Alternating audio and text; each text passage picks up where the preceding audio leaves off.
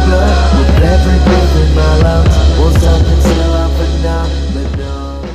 What is up, phenomenal fans? I am back at it again with another video. Today is a very unfortunate video, and it is a very dark day in the world of professional wrestling, because as you probably know, if you are a wrestling person, like you follow wrestling and all this stuff, and you scroll through your social media or literally do anything else, you know that 30 plus WWE superstars have now lost their jobs and are no longer in the WWE. Yes, over 30 superstars. I don't have an accurate exact count. I had to write a list. It's crazy that I have a giant list of people that just lost their jobs and like just lost everything like they've ever wanted, basically. It's just very unfortunate. This is a very dark day of wrestling. I don't know why there's a Gatorade bottle up here. It's just a very, sorry about that, but it is a very dark day in wrestling. It's just horrible. Like, just the fact that I have a list of countless 20, 30 people that lost their dream jobs being in the WWE, being wrestling, whether they're backstage producers, whether they're on-air wrestlers, whether they're managers or ring announcers. I know there's some of everything. There's a referee, there's countless wrestlers, there's backstage personnel, there's ring announcers. It's just the world's in a crazy moment, and WWE is not exempt. And of course WWE is getting a lot of hate because apparently they have $500 million basically put aside. I'm not here to hate on the WWE for doing this. I'm definitely not here to defend them either. I'm just here to break the news and to react to the fact that so many long-time wrestlers, as I go through this list, some of these are young wrestlers who want a future in the WWE. I can't even get my words out. It's just too crazy. They're young wrestlers who want a future in this. They're long-tenured wrestlers that have been there for 15, 20 years. Some of them 25, 30 years. That are just gone out of nowhere. So let's just go through this list here. So I have two separate columns. We have backstage people whose names you don't really know of, or they just don't show up anymore because they're backstage people now. And then there's on screen. So earlier WWE tweeted out they released about 5, which not that bad. Every once in a while after WrestleMania we get spring cleaning and we clean out the roster. So they announced Gallows and Anderson, Heath Slater, which was crazy. It's Heath Slater. He's a veteran, 10, 15 years. It's just.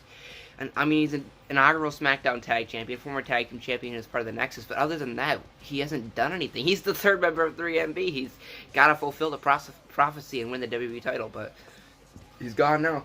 Let's just go in order now. Drake Maverick, formerly known as Rockstar Spud, he became as a general manager. I'm going to try not to do a big background check of these because you obviously know who they are, but Drake Maverick, just a great guy to watch. He did incredible in the 24/7 picture.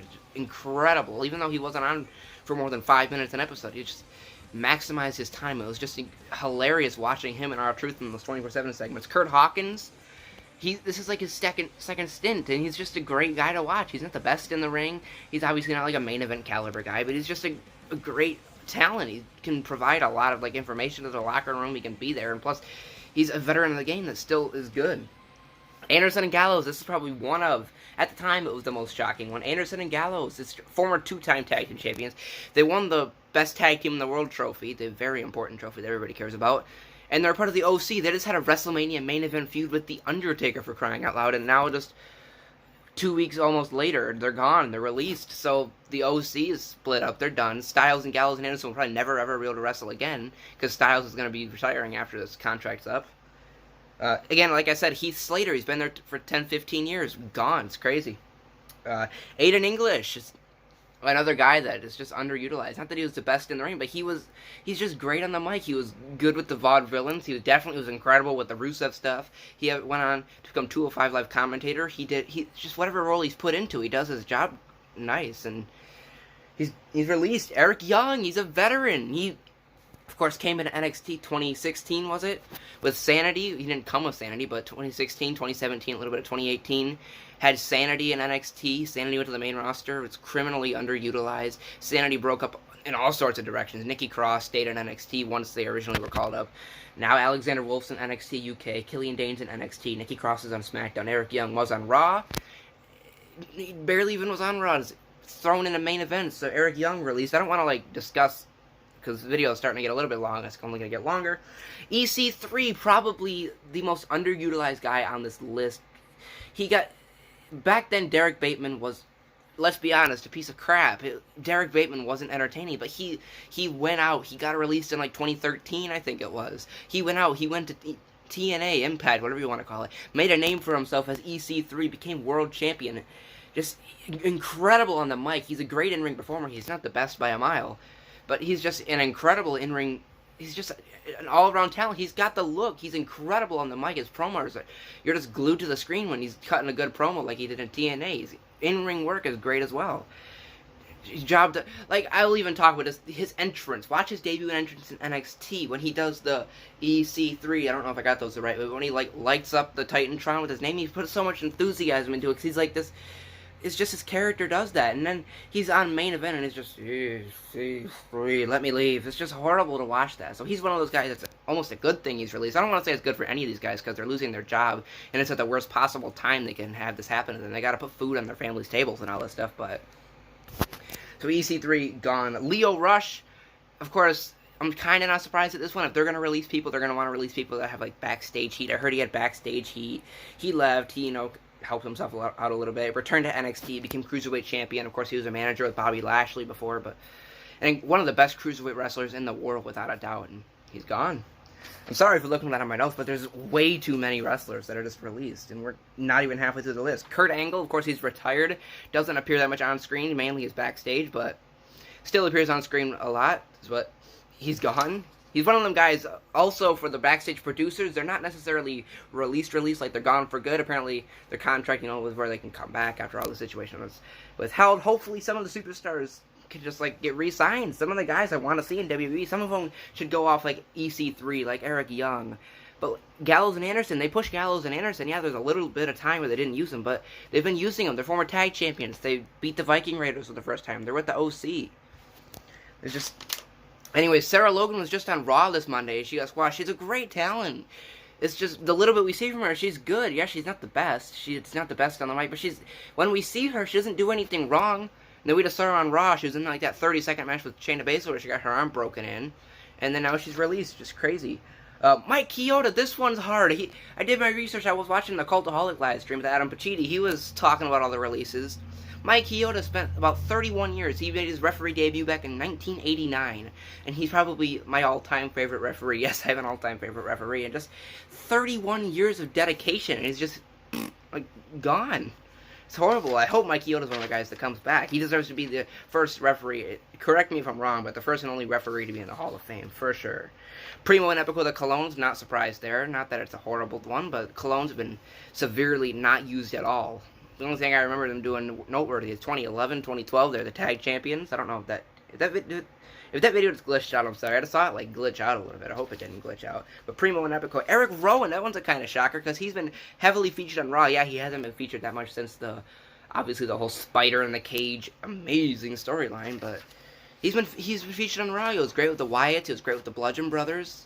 Great with Daniel Bryan. Incredible. That definitely improved his game.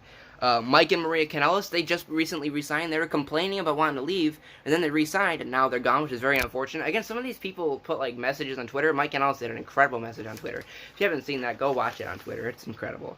Zack Ryder, again, I grew up watching wrestling in the end of 2010, early 2011, and so I basically grew up watching wrestling where the age of where Zack Ryder got himself over. He did the whole internet champion thing. He just got over with social media, and that led him to a U.S. title run, and then he was just underused, but he was underutilized. He was still there, and then he got the Intercontinental title win at WrestleMania completely out of nowhere. He just replaced Neville or Pac in that match. All out of nowhere, Zack Ryder, 70+ thousand people are watching him win the Intercontinental title. Of course, him and Kurt Hawkins, who's also released, won the Raw tag title, but it's just a shame. So many of these guys that have been there forever. No Way Jose, I'm not surprised that that's one of the people that got released, just hasn't been featured on TV. He's another one that put a positive video out there. Go watch it if you haven't. Again, some of these guys, they might not be your favorite. Obviously, nobody's, a huge No Way Jose fan, or a huge, who else we got on the list? A huge Mike Kanellis fan. Even though Mike Kanellis is really good, it hasn't been utilized. But look at it beyond their characters. Yet you might not enjoy their characters, but look at it as they're human beings who need to put food on their table, and who are just living their best life in the WWE, and just all the worst time possible with this pandemic, and they're gone. So, who are we on? No Way Jose gone. Rusev Day is canceled. It's horrible. Rusev got so over back in 2018 with the Rusev Day, 2017, 2018, and they should have given him the U.S. title at WrestleMania. And now, 2 years later, he's gone from the company. Then we got a couple NXT. Apparently, it was rumored that after NXT tonight, which is live, that's where NXT releases will start coming. Because this is definitely not over. It was mainly heavily on Raw. A couple of guys I know are on SmackDown. Heath Slater's on SmackDown. I think that's it. I think Mike Chioda refs for SmackDown. Primo and Epico, who knows where they are, but But for NXT, a couple of them, Deonna Purrazzo, she is a great in-ring talent, has not been really featured, but she was on a couple squash matches on Raw. She competed in the whole NXT qualifying matches to get towards the ladder match and all that stuff. And then, I don't want to say this name wrong, I've never heard of his name until just a few hours ago, but Alexander Jaksic, I don't know who he is, he's just an NXT live event performer. Again, I'm not trying to hate on it, obviously I don't know who he is, so I'm not that affected, but as a human being, he still needs to put food on his table, and during this pandemic, for every single one of these human beings who are released, it's just horrible to think that they're released, their dream job is gone. Nonetheless, and then NXT announcer Jerry Soto, he apparently will be released soon. He's basically like, hey, I'm going to be released, but I'm still going to do a little bit more. By name, I don't know Jerry Soto, but by voice, I'll probably hear him. So that's it for the regular on-screen talent, of course, obviously other than the last couple. Then backstage, Finlay, he's produced some of the best women's matches in WWE. He's gone. Lance Storm is gone. Mike Rotunda, a.k.a. IRS, the real-life father of Bray Wyatt and Bo Dallas, he's gone. Shane Helms, Hurricane, he's gone. He's another one that put a very great video on Twitter. Scott Armstrong, longtime referee. Of course, he was involved in the Authority storyline. He's gone.